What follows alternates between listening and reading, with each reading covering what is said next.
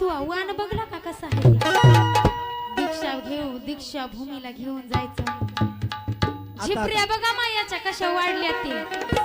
आता का तेलही लावले नाही वरीवरच उडायल्यात